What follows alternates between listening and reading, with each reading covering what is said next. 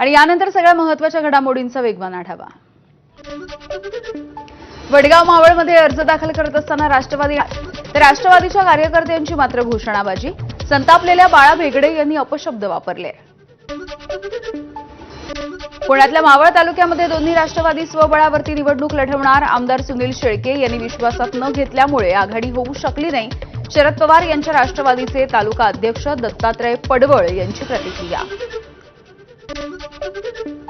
पंढरपूर आणि माढ्यामध्ये दोन्ही राष्ट्रवादींकडून एकत्रित अर्ज दाखल।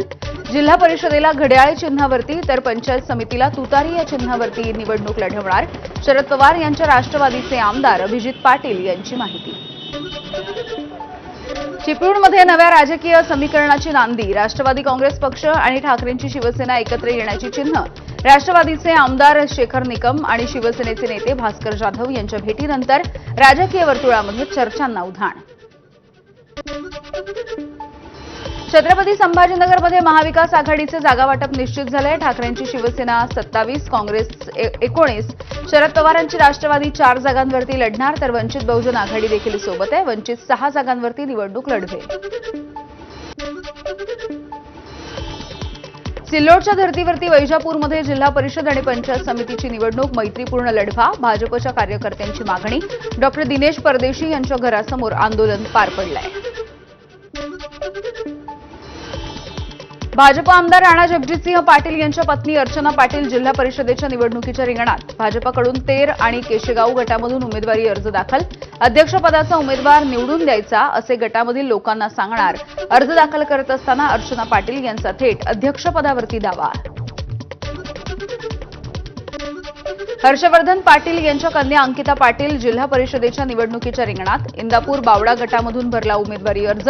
राजवर्धन पाटील यांनी अंकिता पाटील यांचा अर्ज दाखल केलाय।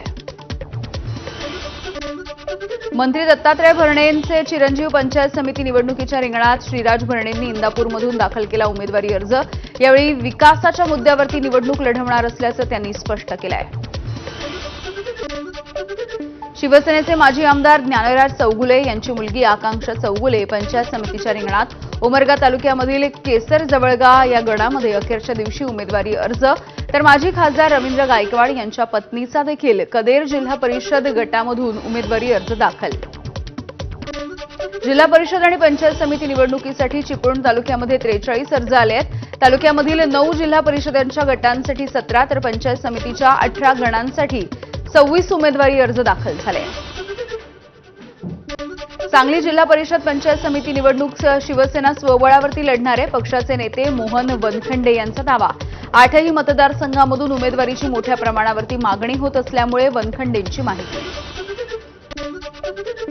मुख्यमंत्री समृद्ध पंचायत राज अभियानाच्या जनजागृतीसाठी अभिनेत्री सोनाली कुलकर्णी नंदुरबारमध्ये श्रीरामपूर, जयनगर, बामखेडा या गावांना भेट देत विकास कामांना चालना देण्यासाठी तिने जनजागृती देखील केली आहे। पुणे जिल्ह्यामध्ये राष्ट्रवादी काँग्रेसला मोठं खिंडार पडलंय। शिरूरच्या माजी आमदार पोपटराव गावडेंच्या कुटुंबियांचा असंख्य कार्यकर्त्यांसोबत भाजपमध्ये पक्षप्रवेश। मंत्री गिरीश महाजन यांनी नाशिकमध्ये स्पीडबोट चालवण्याचा आनंद घेतलाय। एअर शोचा आढावा घेण्यासाठी मंत्री गिरीश महाजन हे गंगापूरच्या धरणावर। कल्याण डोंबिवली महानगरपालिकेमध्ये मनसेचं शिवसेना भाजपला समर्थन। त्यामुळे शिवसेनेचा महापौर बसणार हे सध्या निश्चित झालेलं आहे। मीरा भाईंदर महानगरपालिकेमध्ये मराठी महापौर नेमण्याच्या मुद्द्यावरून राजकारण तापलं। मराठी व्यक्ती महापौर बनला नाही तर रक्त सांडेल। मराठी एकीकरण समितीचा इशारा। मनसेच्या अविनाश जाधव यांचा देखील पाठिंबा तर पक्ष घेईल तो निर्णय मान्य करेन आमदार नरेंद्र मेहता यांची प्रतिक्रिया। मुंबई महानगरपालिकेमध्ये आता दोन्ही राष्ट्रवादी काँग्रेस एकत्र येत सपाला सोबत घेऊन नवीन आघाडी स्थापन करणार असल्याची सूत्रांची माहिती। दरम्यान कोणताही पेच प्रसंग निर्माण झाला तर मतदानाची वेळ आली तर हे 6 जण निर्णायक ठरू शकतात। ठाकरेंच्या शिवसेनेच्या एसटी प्रवर्गामधल्या नगरसेवकांवरती सत्ताधाऱ्यांची नजर असल्याची चर्चा आहे। महापौर पद एसटी प्रवर्गासाठी राखीव होणार असल्याची चर्चा होतीये। प्रियदर्शिनी ठाकरे आणि जितेंद्र वळवी या एसटी प्रवर्गामधल्या नगरसेवकांवरती दबाव असल्याची देखील चर्चा आहे।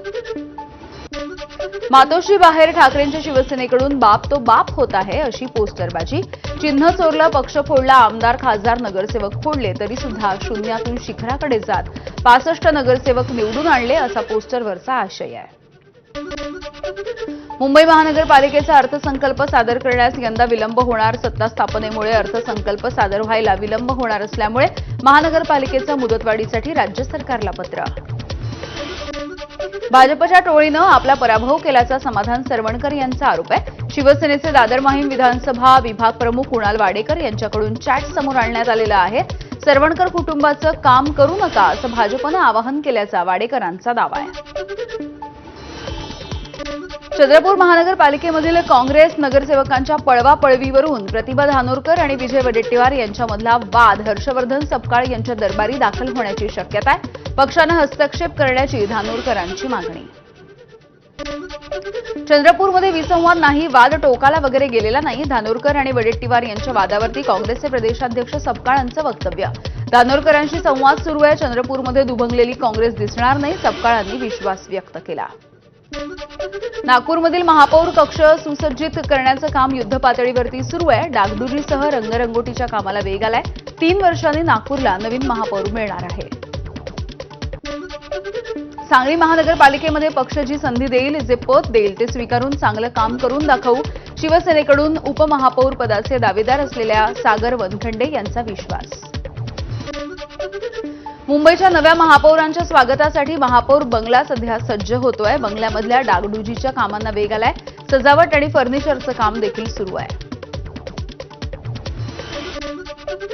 मुंबई भाजपचे अध्यक्ष अमित साटम आणि शिवसेनेचे सरचिटणीस राहुल शेवाळे यांच्यामध्ये दिल्लीत बैठक झाली आहे. मुंबई महानगरपालिकेमधल्या विविध समित्यांच्या संदर्भात पुढे कसं जायचं, काय निर्णय घ्यायचे या रणनीतीवरती चर्चा झाल्याची माहिती आहे.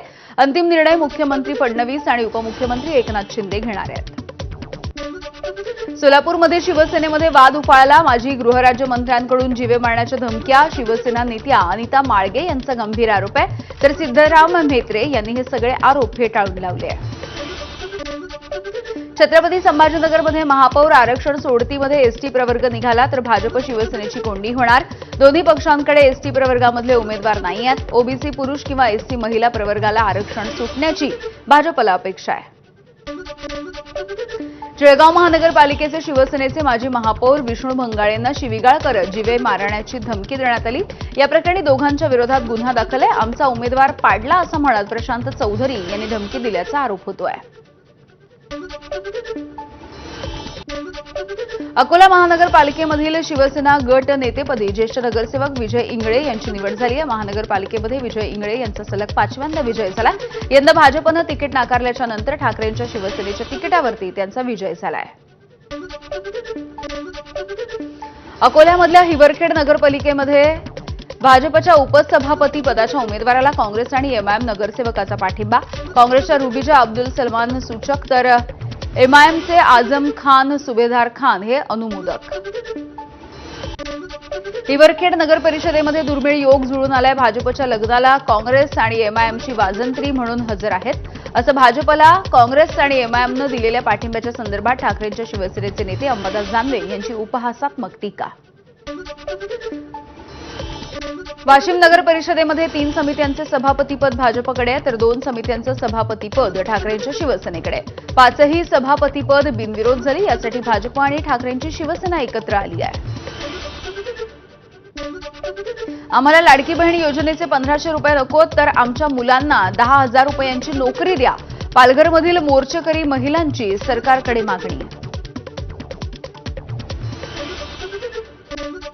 भूमिपुत्रांचे प्रश्न सोडवण्यासाठी समिती गठीत केली जाणार आहे. पालघरच्या जिल्हाधिकाऱ्यांचं कम्युनिस्ट पक्षाच्या आंदोलकांना आश्वासन.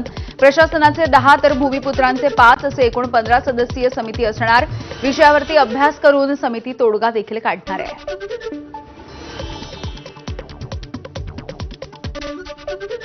नंदुरबारमध्ये दिशा समितीच्या बैठकीत लोकप्रतिनिधी आणि अधिकारी भिडले. जलजीवन आणि रोहयोच्या कामांवरून खासदार गोवाल पाडवी हे आक्रमक झाले आहेत.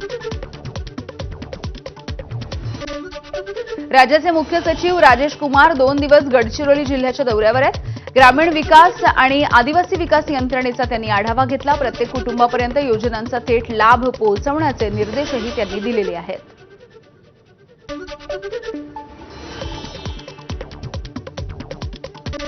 संगीतकार पलाश मुच्छलच्या विरोधात सांगली पोलीस अधीक्षकांकडे आर्थिक फसवणुकीची तक्रार. प्रोड्युसर म्हणून गुंतवणूक करण्याचा आमिष दाखवून आर्थिक फसवणूक केल्याचा आरोप आहे. स्मृती मानधनासोबतचं लग्न मोडल्याच्या नंतर पलाश मुच्छल चर्चेत आलाय. आणि एक ब्रेकिंग बातमी येते. नाशिक महानगरपालिका निवडणुकीच्या नंतर भाजपच्या अंतर्गत घडामोडींना वेग आलाय. भाजप आजच आपल्या नगरसेवकांचा गट स्थापन करणार आहे. भाजपचे 72 नगरसेवक विभागीय आयुक्त कार्यालयामध्ये जाणार आहेत आणि गट स्थापन केला जाईल. भाजपच्या कार्यालयामध्ये सदस्य नोंदणीच्या नंतर हा गट स्थापन केला जाईल. नवनिर्वाचित नगरसेवकांना मंत्री गिरीश महाजन यांनी मार्गदर्शन केल्याच्या नंतर आजच गट स्थापन करण्याचे निर्देश दिलेले आहेत.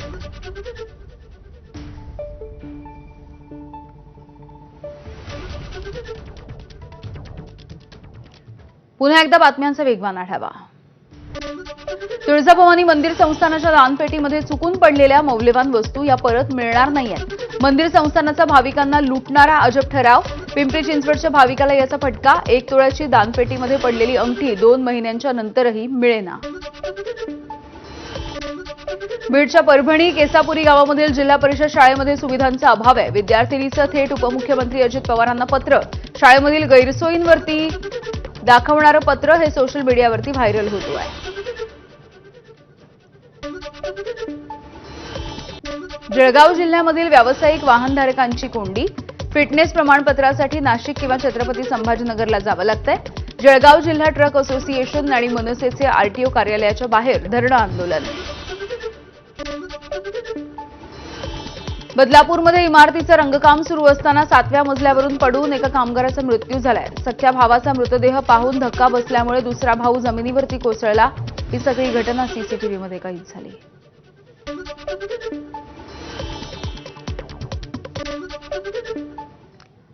बघूयात पुढची ब्रेकिंग बातमी. सिंधुदुर्गाच्या